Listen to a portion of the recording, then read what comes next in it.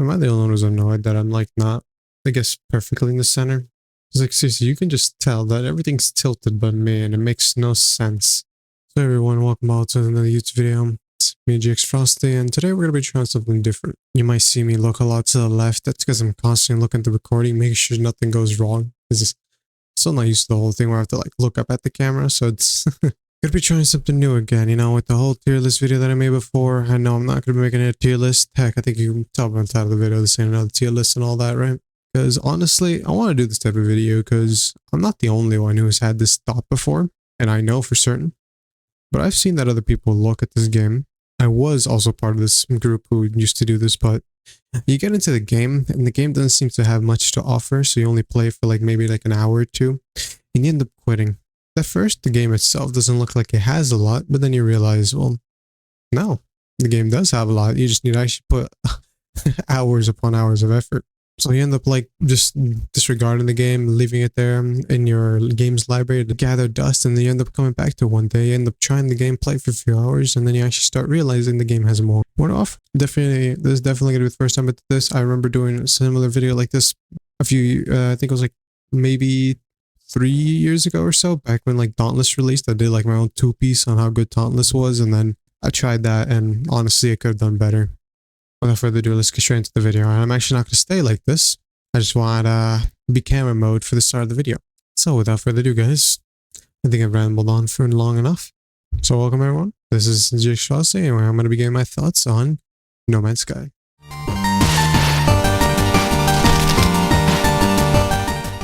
So I might have already said this at the start of the video, but y'all might, a lot of people, just like me, would look at No Man's Sky and the first trailer that you see and you think the game looks awesome. But when you first get into it yourself, you might end up being clueless, lost, because it doesn't give you clear enough direction of what you should do, where you should go. So you end up staying stuck at the start of the game, gathering materials over and over again without ever having the guts to fly off to other planets. So you end up spending hours making a base on your first planet, which yes, you can actually get your base done with the first planet, don't get me wrong. If you got a really good planet at the start of the game, go ahead and make a base. But if not, you should most likely move on to the next planet. Before I continue rambling on, why don't we split this video into sections to make this easier for everyone, alright? We're going to go with the story of the game, to the gameplay, to the fun factor. But those three are pretty much the three that you want. I'm going to begin with the story. I would actually rather would have begun with the gameplay, but I think the story is better to get through in and out of the way. Especially with the whole thing that's going on now with the communities comparing Starfield and No Man's Sky, which I'll be making a whole other video on that topic some other time, where I'll be comparing both games and, well, comparing what's given, I guess, to Starfield. There's really as much to compare. Let's begin. So No Man's Sky, story section. So No Man's Sky begins with you having to wake up from an anomaly and you having to figure out who you are, where you are. You end up starting to figure out space anomalies and having to travel across the galaxies, or I guess the systems. We'll call them systems for now. So you have to travel around the systems to figure out some clues and start doing your first few missions, which the story itself is called the Artemis Path, which apparently I actually didn't know this before, but it actually used to be called the Atlas Path because the whole story was revolved around Atlas. But during an Atlas update, they added the Artemis Path, which kind of changed everything, but this isn't what this is about. So you have the Artemis Path storyline going around the universe to figure out the mysteries about Artemis and the Atlas, which I'm not going to get too much into the story. I don't want to spoil anything to anybody who actually wants to get into the game, or those who are already in the game and haven't actually gone that far. But to sum it up, you have to figure out the cause of what happened to said person, Artemis, and figure out what happened to them and why. And you'll have to go around uncovering the mysteries, doing many small tasks. It will take you a good amount of hours to try and complete the whole story. And that also includes the Atlas part of the story, which also was jumbled up with the Artemis Path. So you technically have like two little storylines that you can go with. The one that involves Artemis and the other involves the Atlas. Story-wise, how good is it? The lore itself is actually pretty interesting. If you're a lore person, you're going to like the story. It's honestly pretty well, but I think it's actually a pretty good story. I, for one, actually haven't finished the Artemis Path, so that's actually kind of perfect. I can't give you the ending on that, and I can't accidentally spoil it. As a guy who's played enough of the story, but hasn't finished it, the story is good. The tasks you have to do are a little annoying, because you have to go left and right, multiple planets to multiple planets, doing these small little chores to unlock small things, which honestly, there are some rewards along the ways that actually will help you a lot. It has some good stories. It forces you to explore, which is actually a pretty good thing because not a lot of people are fond of exploring. I've seen how you get attached to this planet. You don't want to really leave. But the whole base of the game is kind of to explore. So it actually does force you to explore a lot. It makes you go to planet to maybe to system. So you'll end up having to do a lot and end up exploring a lot and learning a lot in the game. I'd say it's decent. Honestly, you'll end up enjoying more of the game outside the story, but if you are into the lore, then you'll end up doing it. For me personally, I'd end up doing like the story as a side quest. I just occasionally come back to it, but I mostly just do most of the side stuff. You to get more of the cool ships and all things related to that from doing the side quests, so I end up doing that. Though you actually will get a few of those by doing the main storyline. So I do encourage doing most of the main storyline if you are into that. And now, I'm going to leave the story section a little short because I don't want to get like too into the story in terms of like explaining it. Now, on to the next section of the video. The gameplay. So here are my thoughts on the No Man's Sky gameplay. If I were to give it a rating of 1 out of 10, I'd say I'd give the game like a 7, 8. Honestly, the gameplay is actually pretty damn good. You have a lot to do, but at the same time, I guess it's repetitive to do. It's like saying you're playing Minecraft. Technically, when you look at Minecraft, there isn't a whole bunch of you to do. Technically, in the end, it's just fighting, mining, building. Those are pretty much all things. You just have a lot to do in between that stuff. That includes the whole exploration. No Man's Sky is rather similar. No Man's Sky, you end up having to explore a lot if you want to figure out a lot and gain a lot. Because there's a lot of stuff to keep adding into updates. And honestly, the game is actually pretty well maintained in updates. They actually apparently are still adding it. I actually got back into the game when they added the whole Sentinel updates, when they started adding Sentinel ships and all that stuff into the game, which honestly was really cool because I got my hands on one and the ship looks awesome. I actually think I have 2 or 3. The game actually is maintained pretty well and they do add more into the gameplay, adding many cool things. The whole main point of the game is exploration. You will be exploring planet to planet, system to system, until eventually you'll want to have the motivation to go to the center of the galaxy. There's a center, which you will see the center if you join the game, but it is actually this big star right here in the map. If you see that big star right there in the middle, that's the center. As for other things you'll do in the game, another one is mining. Yeah, that is another big thing you're going to have to do in the game. You're playing in the survival mode, you're going to be mining a lot. You're going to have to gather many resources, you're going to have to gather a crap ton of things, and you're going to have to farm a lot of money, which comes to my next thing. There are traders in the game. You'll need to trade with them, gain a good reputation, increase your standing, and eventually gather a fleet. Which, I will say, when it comes to space stuff, this game is pretty well made. You have your starship, your main ship you'll be pretty much be using throughout the entire game. You'll be moving across the planet with it, traveling everywhere with it, and you'll also be using it to fight. As for other ships that you can get something called a freight fighter. It's this huge, gigantic ship, pretty much a capital ship, and yeah, you can get one. Pretty much every single freight fighter in the entire game, you can actually get one, if you're lucky to find it at least.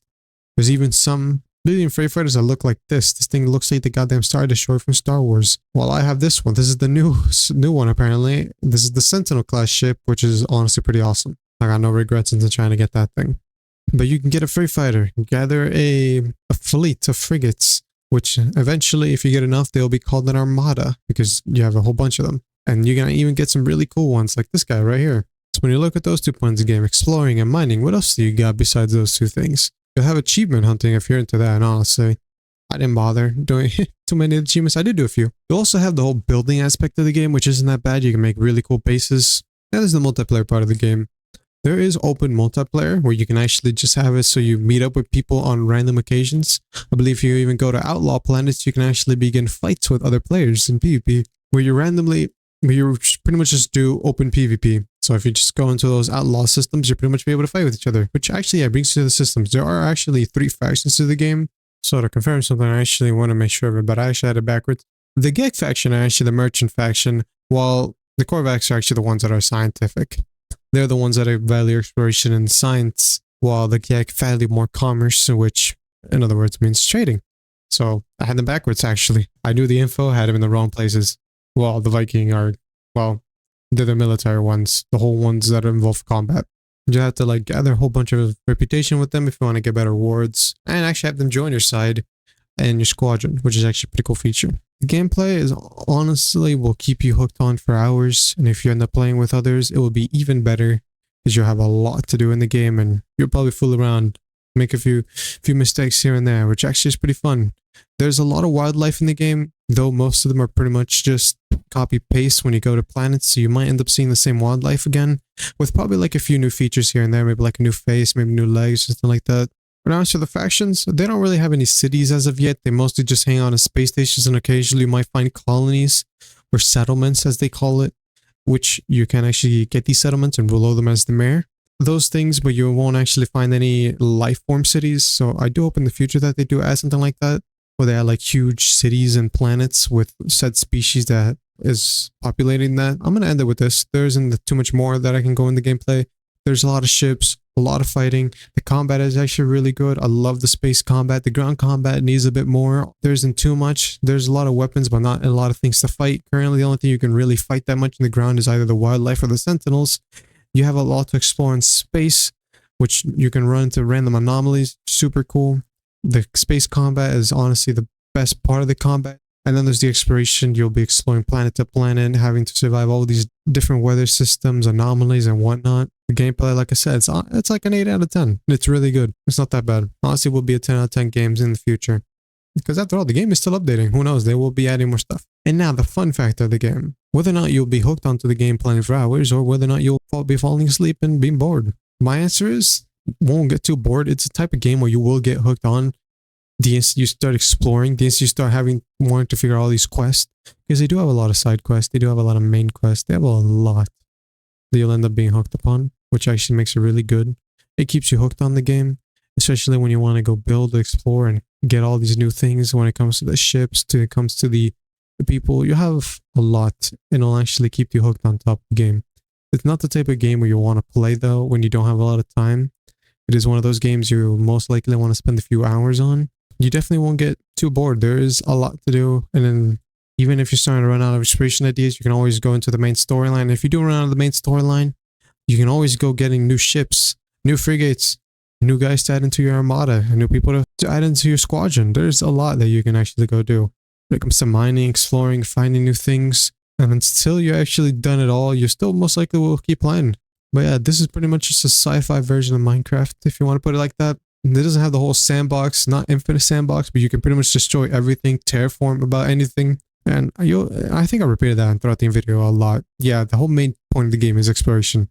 And who knows? You might end up becoming so addicted that you end up spending months on the game, trying to be one of the few people who will end up getting that one Steam achievement of reaching the center of the galaxy. Which, I'm going to be honest, I don't think I'll ever try. It's a cool achievement, but it's going to take way too long for me to reach that. I can barely travel like 1,000 light years at my current amount of hours, which honestly is pretty good, but the fact that you can only travel 1,000 light years, and I gotta go at my current position 400,000 light years, it's gonna take many jumps, a lot of fuel to get to the center. So who knows how many days it's gonna take me before I reach there. Not gonna be keeping the video for too much longer. This is my 2-piece on No Man's Sky, my thoughts on it. To sum it all up, the game's really fun, requires a bit of time to actually play. Not the type of game you actually want to spend a few minutes on. It's the type of game you want to be spending hours on. Do bring people to play the game with you. It's far better to play with others than by yourself. Though the game is still pretty enjoyable by yourself, there is a good amount of stuff you'll end up doing. You end up be playing for hours. But without further ado, hope you all enjoy watching today's YouTube video. Leave a like, comment, and subscribe, and I'll see you all in the next one. Bye bye.